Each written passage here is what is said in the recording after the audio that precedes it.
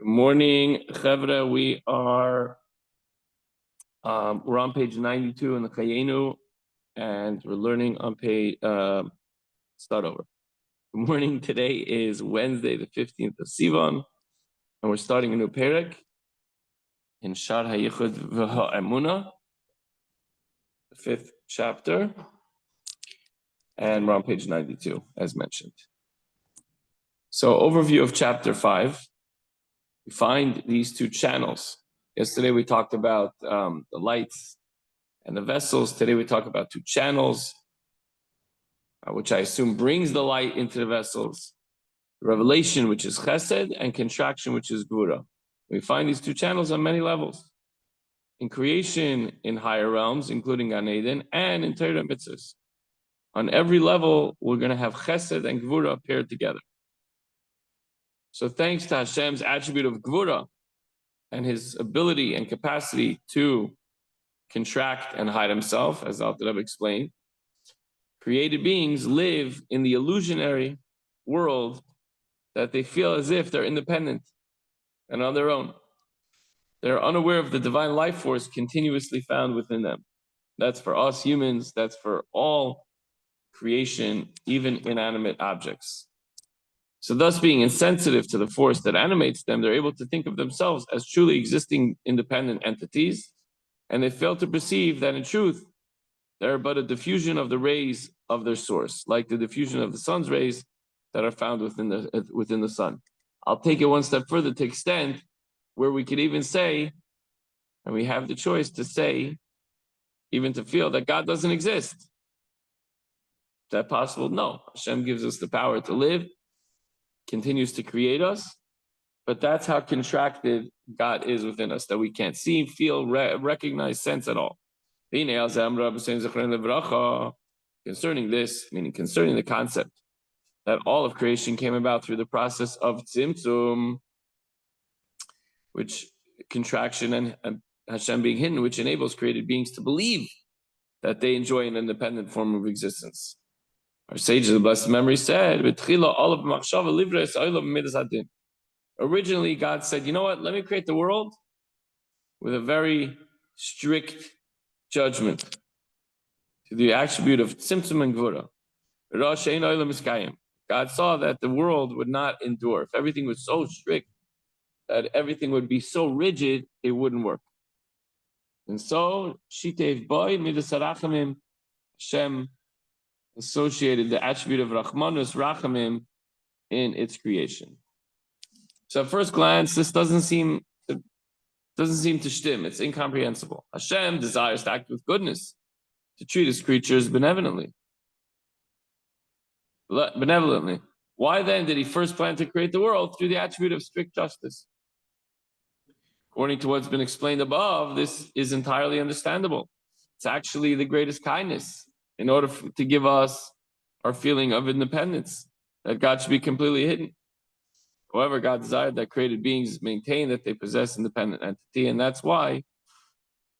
So originally it was going to be through stringency, and then it's flipped over to rachamim, and then out of kindness, so take for example the way we raise children. We feel like, we want to give them everything. We want to be ultimate kindness. Maybe the opposite first. Maybe we want to be strict. We want them to be successful. So do your homework. And we say, you know what, that's not going to work. We have to find the perfect balance. So we even say, Midas Rachamim, the attribute of mercy versus kindness.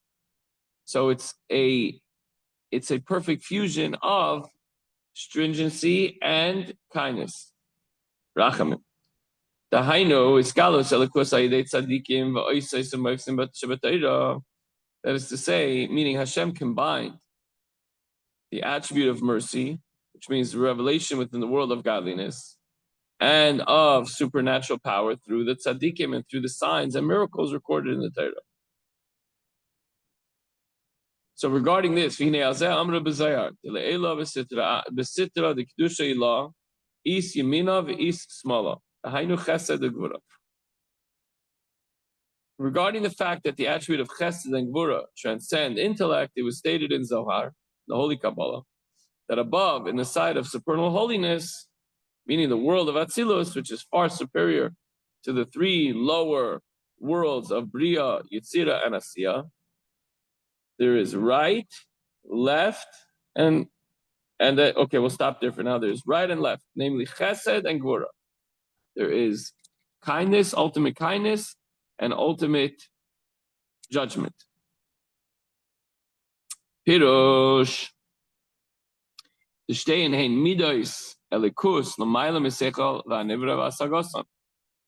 And by the way, remember we translated this before we began today, before the parak, we said that Chesed and Gevurah would be more of revelation and contraction. So that's what we're thinking of.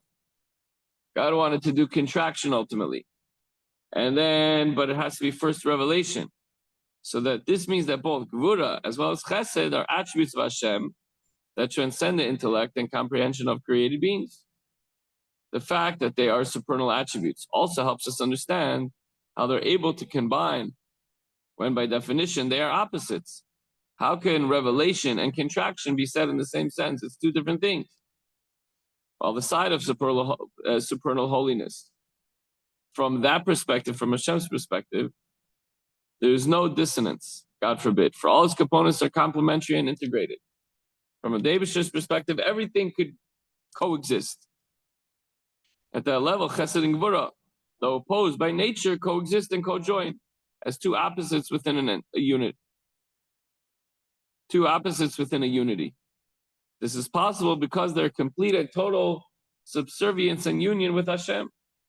The Ihu, Vegarmohi Chad, Ba'olam Ha'atzilus. Hashem and His attributes are one in the world of Atzilus. Both Chesed and Gevurah being fully united with Hashem. It's like there's two different rays of the sun.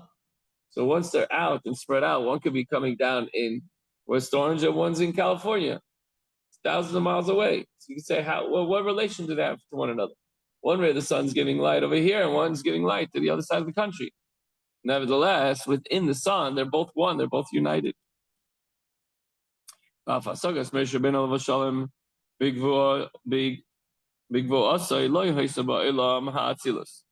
Even the comprehension of Moshe, our teacher, in his prophetic vision, did not extend to the world of Atzilus itself.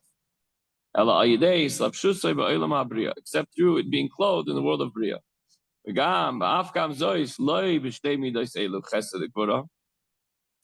even then, Moshe Rabbeinu's comprehension of the world of Atzilus did not extend to these two attributes, meaning Chesed and Gevurah. So, in reality, it's very difficult for us to wrap our heads around Chesed and Gevurah coexisting. Revelation and contraction being in the same unit. That's not something that we can truly understand. We explain it, we discuss it, we try.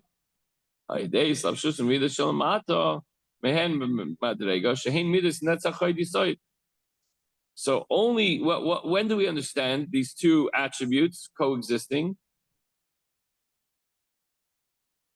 When they go lower than themselves and they end up in the attributes of Netzach, which is victory or eternity, and Hoid, which is splendor, and Soid, like a Yisoid of something, the foundation, so Yisoid is the foundation.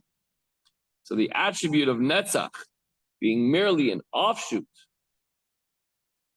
of Chesed, and Hoid an offshoot of Gevurah, so that through them, Chesed and Gevurah percolate down to Yisoid, which in turn transmits its influence to yet lower levels. So it goes through this whole, what do we call it? Chain of descent. Moshe Kosev Sha'ar Nevuah has explained in Sha'ar Nevuah concerning the level of Moshe's prophecy. But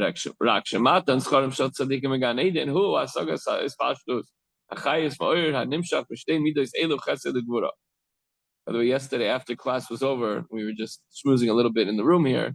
For those that are on the Zoom, we shut off the Zoom and we said, listen, some of these chapters are very deep, they're very spiritual in nature, and they're the Alter Rebbe keeps reminding us that it's above our level of comprehension and understanding. But nevertheless, we're taking a deep dive spiritually. You know, when we say deep dive you think is down, because you dive into the water. But spirituality is not actually up, it's not heaven. It's up spiritually. So diving, we could spiritually dive down, and we're really diving up. Anyways, the point that I'm trying to make is now we're in the section called Shar HaYichud VaEmunah. It's the gates of unity and Emunah, ultimate belief in Hashem. So that's the perfect place for the Alter Rebbe to put these chapters where we're discussing unity of God. How are we going to truly understand it? We can. But we want to try to delve into it, and possibly our souls will understand, because our souls are a portion of Hashem. So it's only the tzaddikim in Gan Eden who are granted the reward of comprehending the spreading forth of the life force and the light which issues from these two attributes, Chesed and Gevurah. So when their souls are in Gan Eden, in the next world, in the world of truth, then they can understand these two seemingly conflicting attributes of revelation and concealment, Chesed and Gevurah, kindness and stringency, or din. The comprehension of the spreading forth of life force and light, which issues from these two attributes, which are seemingly incomprehensible from our perspective, is the food of the souls of the righteous who in this world engage in the study of Torah, lishma, for its own sake, not for any other reason. From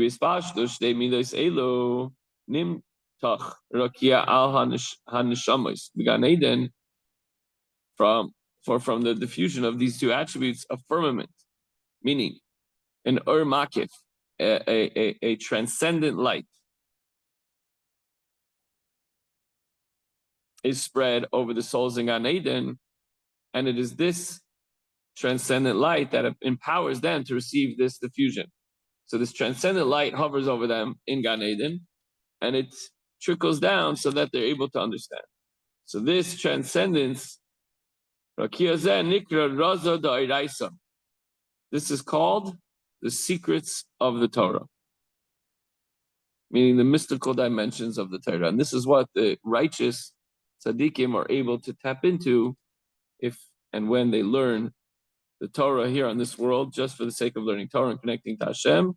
Then when their souls ascend to the Garden of Eden in the higher worlds, they're able to receive this Raza Dairaisa, the secrets of the Torah.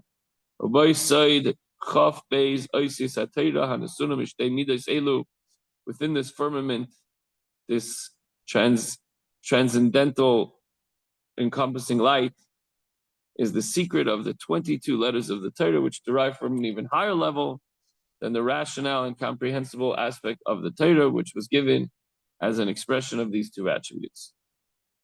K'dechsiv miminoi eish das lamoi. It's right at the end of the Torah, at the end of Dvarim, it says, from his right hand he gave unto them a fiery law. The right hand represents Chesed, while the fiery law alludes to the element of Gevurah that is present in the Torah.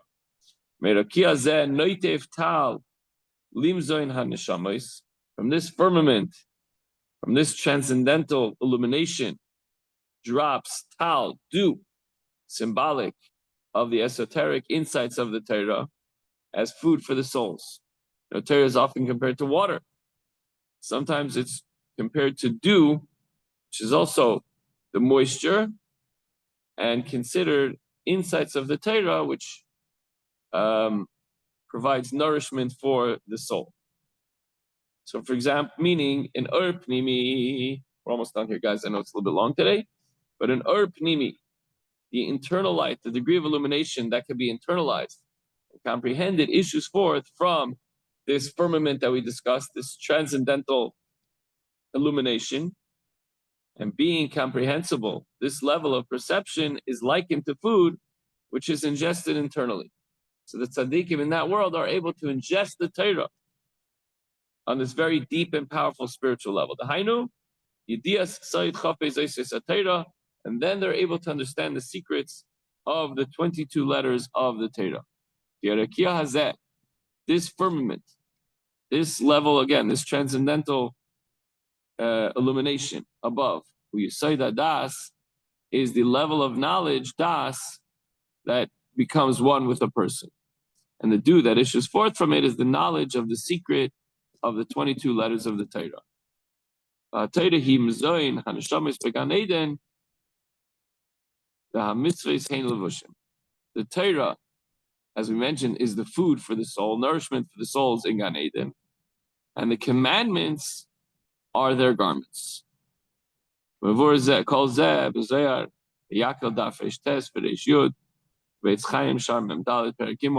is explained in the Holy Zohar, Yaakov, page 209-210, and Eitz Chaim, portal 44, chapter 3. Ladies and gentlemen, this is very deep stuff, very spiritual, esoteric understanding of the deepest secrets of the Torah. We see that the attributes of Chesed and Gevurah, which seemingly cannot coexist, revelation and contraction, they're two separate things. It's like, what if I say crouch and jump? Crouch and jump at the same time. It doesn't work like that. You're either jumping up in the air or you're crouching. It doesn't, it shouldn't, run forwards and backwards at the same time. You can't do that. So revelation and contraction are two opposites. So how do we do that? We can't understand that. But we see that the attributes of Chesed and Gevurah, of the world of Atzilus, which is right next to God, the essence of Hashem, transcend not only the comprehension of creating beings, but even the souls of the levels of Atzilus cannot comprehend them. Only as a reward for studying in this world, Torah, for the sake of learning Torah, for the sake of heaven, are the souls in Gan Eden enabled to comprehend the mere diffusion, a little bit of understanding of these two attributes, Chesed and Gevurah, and how they coexist and work together. The takeaway is, in this world where godliness is hidden, we don't see the divine light of Hashem. And it looks like severity rules. Why do all these harsh things have to happen? Why do we have to have war? Why do we have to have strife? Why do we have to have disunity? God places righteous men and performs miracles. Sometimes we see the rainbow. It's Hashem's reminder. This is Hashem's way of reminding you that He's always there. He's always a part of our lives. He's always hidden within plain sight. All we have to do is just trust. That's why we're learning this Shar HaYichud Be'emunah, becoming united and understanding that Hashem runs the world in His way, and He wanted us not to be able to see Him, so that we have free choice to choose life, to choose good, to choose to do mitzvahs and learn Torah. The hardest part is to learn Torah for the sake of heaven, because we always have a little bit of an agenda as human beings. But we have to put in our effort, and Hashem knows what's in our minds and in our hearts. And then, with all of our collective efforts, Hashem will reveal Himself. And that will be when the Galus ends, the Geula begins with the coming of Mashiach and the rebuilding of the Beis HaMikdash. Thank you everyone for joining, and we'll see you again tomorrow morning.